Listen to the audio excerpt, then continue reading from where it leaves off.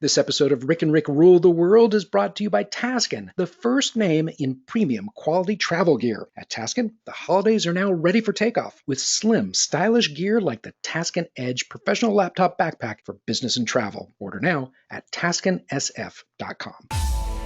Next up, on an all-new Rick and Rick.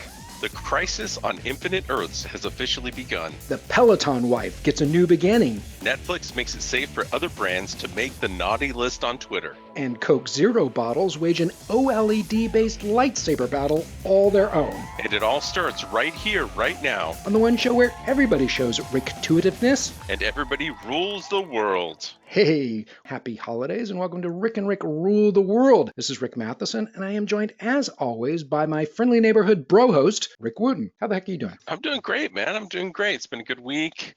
Looking forward to the holidays that are coming up. How about yourself? Well, I'm starting to panic about Christmas with these 6 fewer days that we have this year. I keep thinking, I got time, but I do that every year and I'm already way behind. So I'm not a happy camper this time of year. I'm always running behind on Christmas gifts. Sounds like you're doing great though. I am. I did start my Christmas gift shopping. I'm actually feeling pretty good, at this point in the shopping season. Now, ask me in 2 weeks and it might be a totally different story, but right now I'm feeling pretty good. Yeah, I'm thinking in 2 weeks it's going to be the same story for me, but I hope not. I hope I can avoid it this year. Well, we have lots of presents for our listeners today. We've got all the latest from the worlds of marketing, media, tech, and pop culture on tap. Plus, we want to take a quick moment to welcome our inaugural sponsor, Taskin. It's the first name in effortlessly cool premium quality travel gear for people who carpet the hell out of every DM. Check them out at TaskinSF.com.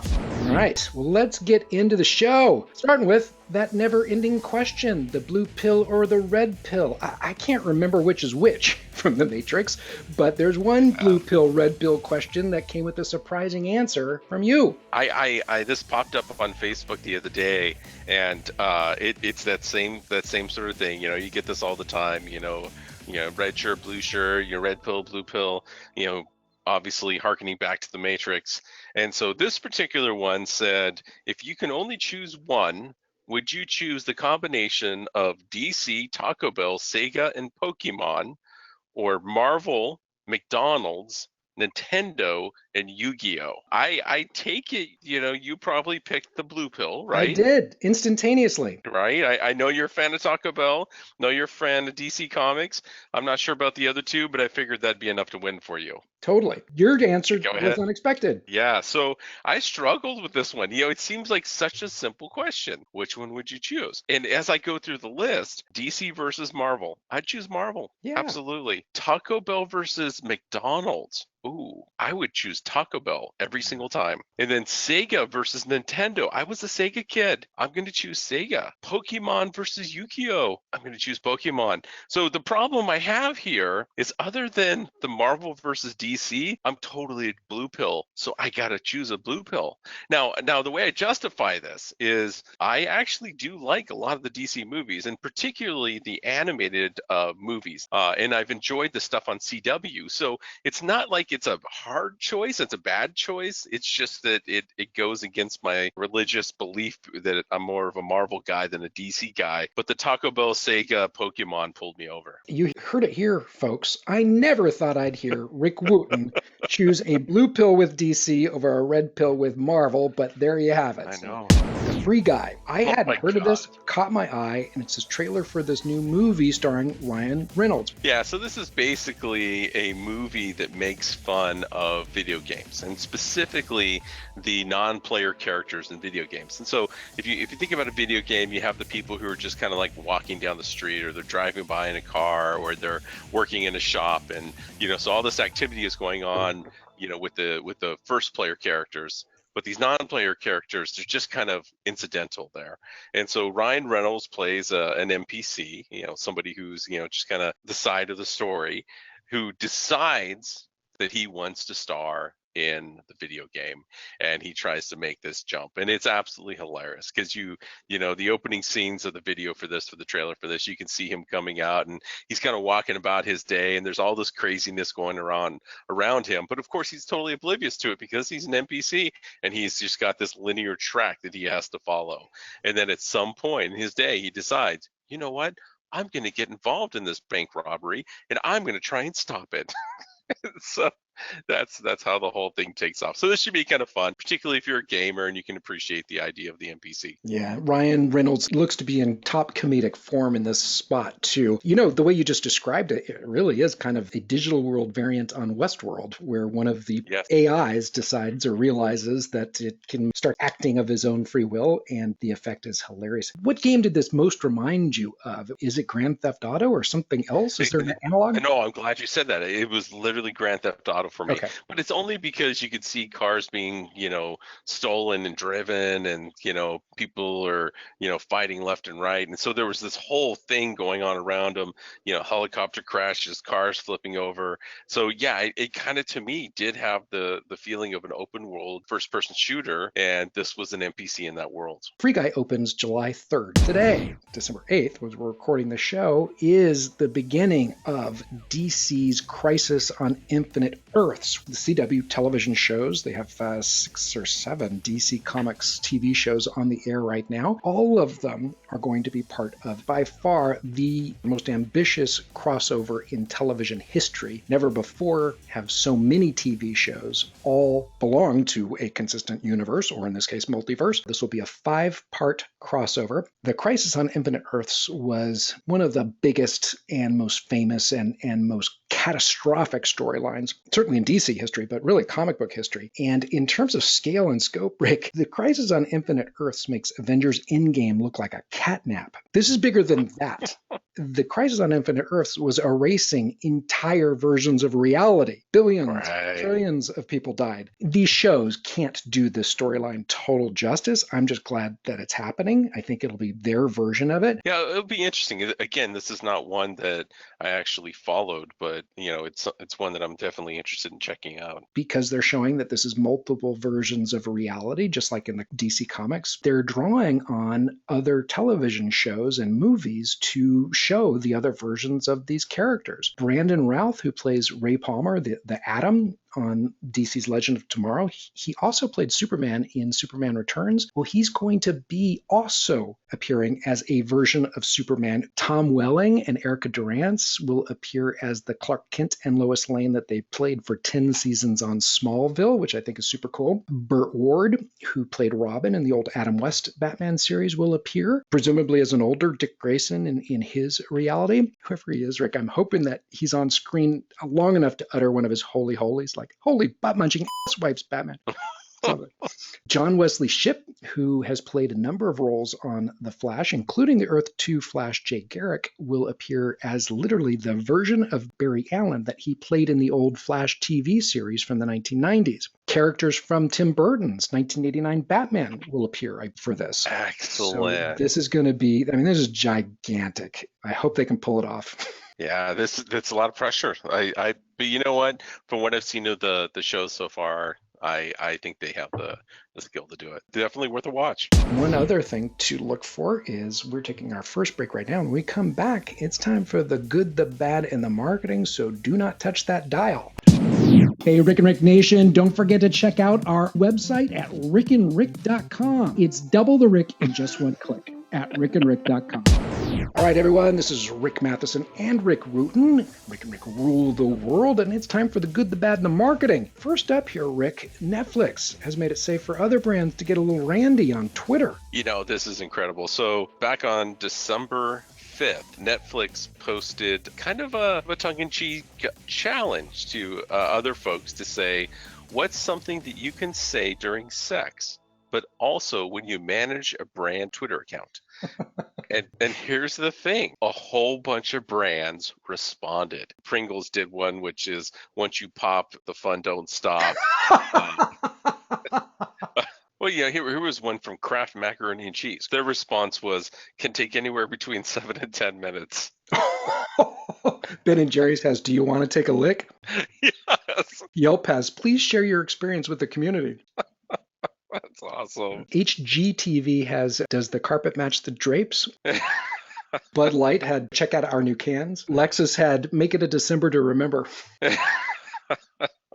Now, in truth, this is really advertising inside baseball here Oh yeah. because, consumers don't care about this. It's mainly fun for folks who are involved with marketing. But boy, it's a lot of fun. Rachel Ray responded, "Where's the beef?" And then Wendy's responded to her and said, sup. I just was so surprised at all these brands. This is really, really fun stuff. Now, does this foresage a 2020 where we're seeing more of this? I kind of hope so. I hope so too. I just see one from Maybelline, New York. 2 or 3 strokes will do the trick. The Peloton phase plant. So by now, listeners are probably familiar with the 30-second Christmas commercial from Peloton that kind of broke bad. They came out with a Christmas spot featuring a guy giving his wife a Peloton bike for the holidays. It comes off as if this guy's suggesting that she should lose some weight. Sort of like the exercise equivalent of giving her a new vacuum or an ironing board. Oh, no. And what was meant to be as inspirational really comes off misogynist. Well, the blowback was monumental, but to me, the real story is how another brand, actor Ryan Reynolds' Aviation Gin, quickly newsjacked the blowback to inject itself into the conversation. They did it by hiring the actress who plays the Peloton woman to star in a new commercial that features her out with some friends in what comes off like a post-breakup drink as she begins a new life, presumably free of the Peloton man, kicked off with a celebratory Aviation Gin martini. Now, whatever you think of either spot, that was a brilliant move. Really. Totally. And this is I mean, there's 2 parts to this. The first one is from Peloton's standpoint. You got to be careful with this stuff. You got to think it through, and you definitely don't want it to come off in the way that it did. But then on the flip side with the Aviation Gin, I mean, kudos for jumping on the newsjacking and figuring out how to take advantage of that. That was pretty clever. Yeah, no, it's incredible. And you know what? The original Peloton ad, all it needed was something that indicated she wanted the damn thing. Exactly. To make it make more sense. And literally all they had to do was say, "Oh my God, thank you so much. I've been wanting this." That's all they needed to indicate, especially because Peloton has a really cool product that the people use it love. Totally. They will recover from this, but it is too bad. Yeah, kind of a lost opportunity. What's not a lost opportunity? These Coke Zero bottles that have a fight with lightsabers. To celebrate this month's premiere of Star Wars The Rise of Skywalker, Coke Zero's out with the special bottles that use these LEDs to light up Rey and Kylo Ren's lightsabers in kind of a battle. And I thought this looked pretty cool. This looks amazing. Are they literally adding electronics into the bottle to make these light up? Yeah, it looks like they are using OLED lights built onto the outside of the bottle. It's a thin label here that will light up the lightsabers, and Kylo Ren's is red and Rey's light is blue. But they're using organic light emitting diodes. The Instagram post said they're releasing 5 clues to 5 locations per day on Facebook, Instagram, etc. So I think these are fairly limited. This is a limited edition bottle that to get, you're going to need to book a trip to Singapore, according to Engadget. But now I can see a bunch of Star Wars geeks getting their tickets now. Now, did you notice that for the holiday season, Coca-Cola Cinnamon, do you see that? No, I would be interested in that. I bet that's pretty good. The other things I'm going to be looking for is loaded questions when we come back after this short break. Stay tuned. All right, everyone, Rick and Rick rule the world here, and it's time for some loaded questions. So our question number 1 this episode is, which of the following is not one of the top 5 fastest growing brands of 2019? A, DoorDash, B, Impossible Foods, C, White Claw, D, Postmates, or E, Peloton? Which of these is not one of the fastest growing brands of 2019? Wow.